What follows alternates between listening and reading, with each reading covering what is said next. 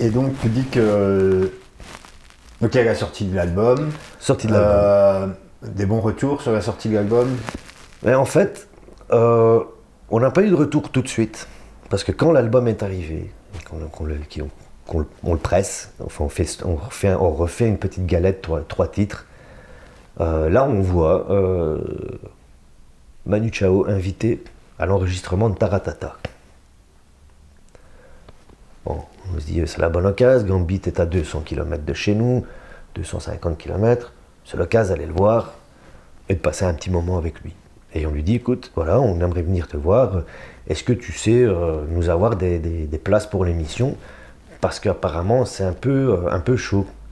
Je lui dis comme ça, ce serait plus rapide si tu sais nous les filer, comme ça, en plus, enfin, tu vois, on peut venir te voir et c'est sympa, quoi. Et il y a ce jour-là, en fait, ils enregistrent 2 émissions. Et il y a la première émission où il n'y a pas Manu Chao, il y avait Lerita Mitsuko et un autre chanteur dont je me souviens plus le nom, je pourrais le retrouver, mais comme ça de mémoire. Lui m'avait flashé ce chanteur, je trouvais ça terrible. Et dans la deuxième émission, tu as Amazik Kateb d'un groupe de Gnawa Diffusion, je crois. Tu as Tiken Jaffa Koli, invité par Manu Chao. Et il y a un autre artiste, Charlie Winston, le gars qui chante avec un chapeau qui a été mangé, c'était sa petite marque de fabrique, qui était chouette aussi. Et lui se retrouve quelques mois par après propulsé partout, quoi. Et donc, il y a Gogol Bordello. Moi, Gogol Bordello, j'écoute, je trouve ça terrible. En fait, c'est Gypsy Punk. Le gars, c'est un allumé, quoi. Un allumé, mais pas si allumé que ça. Je sais très bien ce qu'il fait, quoi. Et donc, on y va, et Gambit nous dit, prenez un 3 titres, parce que Eugène et Gogol, donc Eugène Hutz, c'est c'est le leader de Gogol Bordello. Eugène Hutz, pour la petite histoire, ça a été l'acteur principal du dernier film de Madonna. Filth and Wisdom, je crois. Ok. Et on arrive là-bas, je me souviens, on est à l'extérieur. En fait, on rentre, nous on ne savait pas, on est invité backstage. Donc on se retrouve backstage de Taratata, avec plein de gars du milieu qui connaissaient Manu Chao, des organisateurs, tu avais des artistes, enfin, il y avait plein de gens, quoi. Et là, Nagui débarque. Ma mère m'avait dit, et si tu vois Nagui, demande-lui un autographe. Donc je prends l'autographe de Nagui, on décide d'aller fumer, clap à l'extérieur, et sur une petite barrière, un coup d'œil comme ça, Eugène Hutz de Gogol Bordello.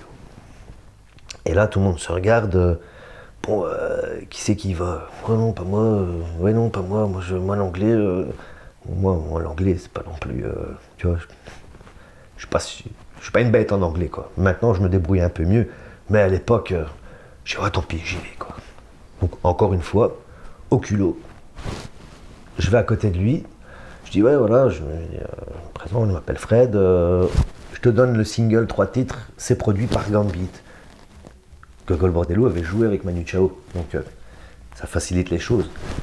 Le gars prend le truc, ouais, c'est avec son accent américain, un peu ruskoff américain, parce que lui il est de la région de Tchernobyl, mais maintenant il vit à New York.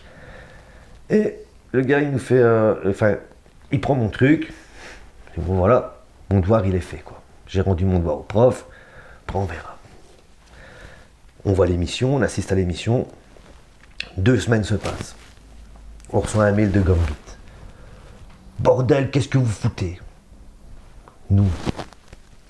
Un peu, tu vois, c'était notre grand frère, notre mentor, le gars qui nous aidait, tu vois. On avait beaucoup de respect pour lui. On se dit, merde, qu'est-ce qu'on a encore fait, quoi. À l'époque, tu vois, on se disait, ouais, bon, ça va, on a encore ouvert notre gueule. Il a vu des trucs ou il a entendu des trucs, enfin, tu vois, on savait pas. Il dit, mais quoi, qu'est-ce qu'on a fait? Mais bordel, il dit, il y a Eugène qui vous a écrit il y a 2 semaines pour partir en tournée avec lui et vous lui répondez même pas. Vous êtes vraiment con, quoi. Et on n'a pas reçu de mail, nous. Par souci de clarifier la situation, on regarde dans la poubelle, dans la boîte mail, Et il y avait ce mail d'Eugène qui nous disait il y a 2 semaines, les gars, votre 3 titres, ils déchirent, qu'est-ce que vous faites du 1er novembre, je crois, jusqu'à mi-décembre? On lui répond, merci, on fait rien. Vous voulez partir en tournée avec nous? Ouais, ok. On dit oui, tu vois. Un bal, on venait de tout mettre dans l'album. Il y avait une période creuse, donc tu vois, ça en fait, c'est septembre. Donc septembre 2008. Et on dit oui, mais comment on fait? On ne sait pas. Et donc, on se trouve des petits concerts, on se démerde, tu vois. Petits concerts à gauche, à droite, café, 200, 300 là-bas, 500 là, 450 là-bas. Et puis, on a l'ange descendu du ciel, Yannick Samzin, qui est décédé maintenant, mais qui, lui, adorait ce qu'on faisait. Et il était au PAC, donc Présence Action Culturelle ici à la Louvière. Et le gars, en fait, il nous paye un concert. Il dit voilà, je vous donne l'argent, vous me devez un concert. Le concert, on a trouvé un compromis avec lui parce que nous, c'était comme ça. Le concert, on a été le jouer gratuitement pour une maison de jeunes à Rebec, dans laquelle j'ai travaillé 10 ans après. Donc eux, c'était une maison de jeunes, ils avaient une grosse scène, enfin tu vois, ils avaient besoin d'un groupe. Ils étaient venus nous voir dans un concert et ils nous voulaient, donc, mais eux, payer à cette époque-là 1500 balles, 1500 euros, ils ne pouvaient pas. Et nous, on ne voulait pas les tuer, nous, on voulait leur faire plaisir. C'était une maison de jeunes, enfin tu comprends, nous, on était dans ce délire-là en fait. Et donc, ils nous payent à l'avance et on lui dit, écoute Yannick, il y a une maison de jeunes là-bas qui organise un festival, ils n'ont pas d'argent pour nous payer, mais nous, on veut les jouer. Donc les 1500 euros que tu nous as donnés, on les utilise pour ce truc-là. Ok. Donc voilà quoi. Et lui nous donne cet argent-là. Et on calcule en se disant voilà, je pense qu'on a fait 12, 13 dates, peut-être 15 dates maximum, je pense. Je pourrais les énumérer après à peu près. 150 euros le concert. C'est rien. Tu vois, on part. Donc il y avait Bruno, David, Manu.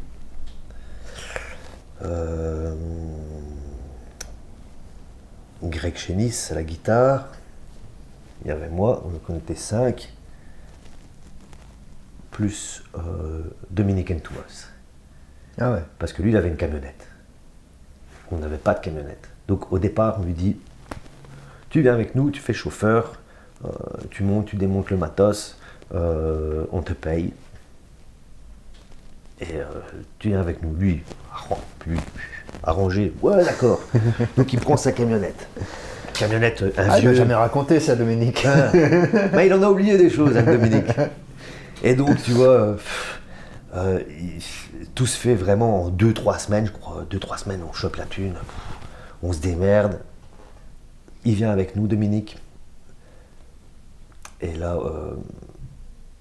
on part avec sa camionnette. Toute une aventure. Une vieille VW transporteur blanche avec des taches de rouille, un peu sale, enfin tu vois, elle était limite quoi. Ah ouais. On se retrouve à 6 dans une camionnette de 6 avec d'hommes hyperactifs. Et mais on s'est marré comme des fous quoi, tu vois. J'imagine. Première date, Hambourg. Et on débarque à Hambourg. Et là on joue et on fait notre premier concert. La pétoche quoi, un peu la pétoche. Et donc on fait ce premier concert. Juste après le concert, nous, on avait besoin d'argent. Qu'est-ce qu'on fait? On sort le chapeau, les étuis de guitare, on ouvre les étuis de guitare, on les pose devant nous et on joue dans la rue. Entre les deux quarts de Gogol Bordello quoi. Les gens se rapprochent, on joue, ils nous mettent des thunes quoi. Avec ça, on a pu se payer à bouffer le lendemain. Et là, je me souviens qu'en fait, à l'époque, avec MySpace, et le groupe nous avait donné les conditions. Donc, on pouvait payer 150 euros, 200 euros par date, et on pouvait monter avec eux dans le tourbus. Mais à ce moment-là, on n'a pas fait les bons calculs, Kevin. Tu vois, c'était pas bon. En fait, on aurait dû aller avec eux, on aurait payé 200 balles et on était tranquille, on était véhiculés. Et là, on s'est dit non, quoi. Non, c'est pas possible. Et on a trouvé un peu moins cher avec Dominique qui s'est porté. Enfin, il s'est dit ouais, ok, d'accord. Et donc, on la compare, on arrive en boucle, on fait notre premier concert, on a de quoi bouffer. Et avec MySpace, on avait décidé de lancer un appel sur la page de Gogol Bordello. En mettant, voilà, on est le groupe qui va faire les premières parties. On n'a pas d'endroit où dormir. Donc, on avait le droit à 10 guests. Et on disait aux gens, si vous nous logez chez vous, on vous donne une guest. Et on s'est retrouvé à loger chez des gens qu'on connaissait même pas, quoi. Ah, c'est dingue, ça. Un truc bizarre, mais alors, tu sais, il y a cette anecdote, je crois que c'est en Hambourg, ouais, c'est la première date. Chaud, quoi. Tu as les gars qui viennent te dire, ouais, c'est nous pour les places, ok, d'accord. Tu vois les mecs bizarres, quoi. Tu dis, tu sais, on se pose la question, on dit, qu'est-ce qu'on fait? On va aller chez eux, on ne les connaît pas, quoi. Enfin, tu vois, il y a cette peur, tu es à 500 km de chez toi, tu connais pas les gars, et tu fais confiance aveuglément. Et ce jour-là, on l'a pas senti, en fait. Et qui sait, peut-être qu'on a bien fait, quoi. Donc, je sais pas, parce que j'ai vu quand même des expériences de groupe qui vont loger chez des gens, qui se lèvent le matin, ils ont plus de matos. On leur a dépouillé la camionnette. Tu vois, et donc, on trouve d'autres personnes. Par un petit truc, on envoie les émissaires du groupe, les chanteurs, parce que nous, on était au merchandising, on vendait les trucs, et eux, ils vont discuter avec des gens, parce que c'est eux qui sont reconnus en premier. Nous, on est derrière, tu vois. Les gens, ils s'en foutent du trompettiste ou ils s'en foutent du saxophoniste. Enfin, quand je dis ils s'en foutent, ils sont 2 chanteurs devant qui foutent le feu. Eux, ils sont visibles, donc eux, ils vont et ils nous trouvent des logements. Donc, on trouve des logements séparés. Deux logements. Donc, on dort, on repart et c'était comme ça toutes les dates. Donc, on a joué en Autriche aussi, on a joué à Hambourg, Stuttgart. On joue à Lindau, petite ville en Autriche, je pense. On joue. Et là, on se retrouve à loger chez un gars qui tient un smart shop. Et on arrive chez lui, et il n'avait pas que ça, en fait, il était DJ de musique gypsy et guitariste. Et on a dormi dans une pièce sur des matelas où il y avait, je pense, pour 50 000 euros de guitare, quoi. Et tu dors avec des guitares de dingue, quoi. Mais le mec super charmant. Le lendemain, on doit repartir pour Stuttgart. Mais bon, on avait des gueules mal rasées, fatiguées, camionnette abîmée, enfin tu vois. On prend l'autoroute, première pompe à essence, on s'arrête. Et là, on a la présence d'esprit de vider les cendriers, de nettoyer la camionnette. Et David, le saxophoniste, dit c'est moi qui vais conduire par la suite parce que je n'ai pas bu. Et voilà, je n'ai pas bu, on va dire. On va pas choquer les enfants. Et donc, on boit un café, on reprend la camionnette, on fait même pas 15 mètres dans le parking de la pompe à essence qu'on voit un policier allemand en civil avec son panneau. Il nous met comme ça pour nous faire garer sur le côté, il lève son truc, son t-shirt et il nous montre son pistolet. Ah, qu'est-ce qui se passe? Et donc la première aventure de fou, quoi. Le gars persuadé qu'on trafiquait de la drogue. Persuadé. Et donc il commence à nous emmerder, prendre nos cartes d'identité. Ça se passe bien chez tout le monde. Il prend la mienne. Il voit la mienne, il voit mon nom dessus. Calabrese. 2 semaines avant, je rigolais. Je rigolais parce que je voyais à la télé qu'ils avaient arrêté. Il y avait le règlement de compte de la mafia calabraise en Allemagne. Non, je rigole pas. Ils avaient arrêté la marraine de la mafia calabraise en Allemagne. Et elle portait le même nom que moi. Oh merde. Moi je rigolais de ça 2 semaines avant, à la télé. Ouais. Hein, quand le gars il a vu ma carte d'identité, il a mis sa tête contre ma casquette. Et il nous disait, c'est pas normal, vous avez trop de feuilles à rouler, vous avez trop de papier à rouler ici. Et il nous emmène au commissariat de Stuttgart, dans un hangar. Il ferme le hangar, il appelle ses collègues, et là ils ont tout fouillé, quoi. Jusqu'au moment où ils ont trouvé un sachet comme ça. Le gars il fait, ah j'ai trouvé. On lui a dit, t'es con, quoi. C'est de la tisane. Donc le mec il croyait avoir trouvé de la drogue. Nous le truc il sent la tisane, dégoûté.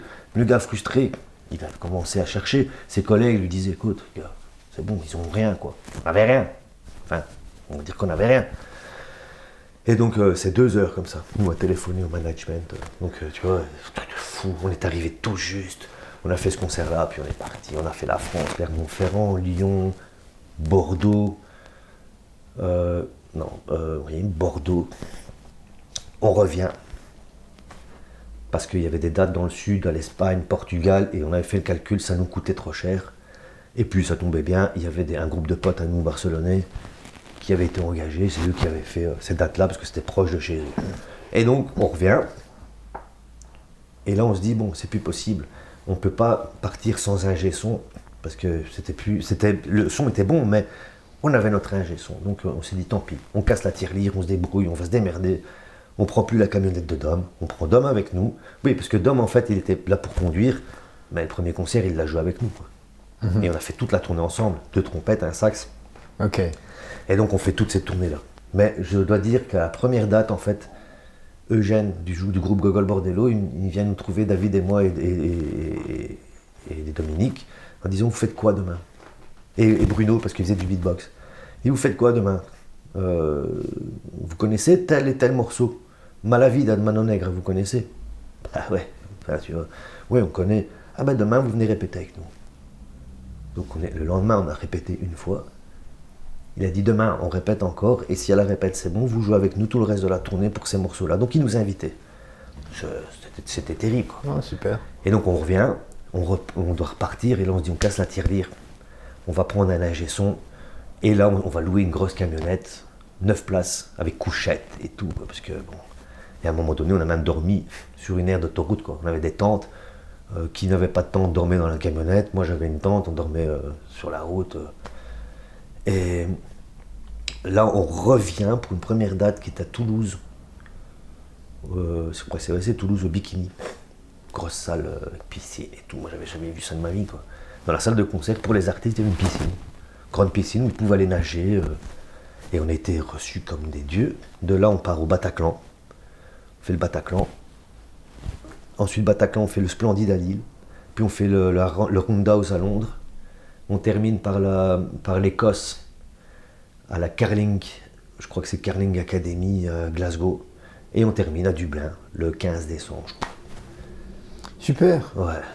Ah ouais, donc une belle tournée, quoi. Ouais, la folie. Ouais. C'est pour ça que je te dis que ce projet, même si ça s'est mal terminé pour moi, et que voilà, il y a des choses qui vont devoir se régler parce que maintenant on est adulte et je pourrais parler avec la personne, enfin voilà, il le sait, je lui ai dit, il faudrait qu'à un moment donné on parle parce qu'on est adulte et qu'on est grand, quoi, tu vois, il faut arrêter.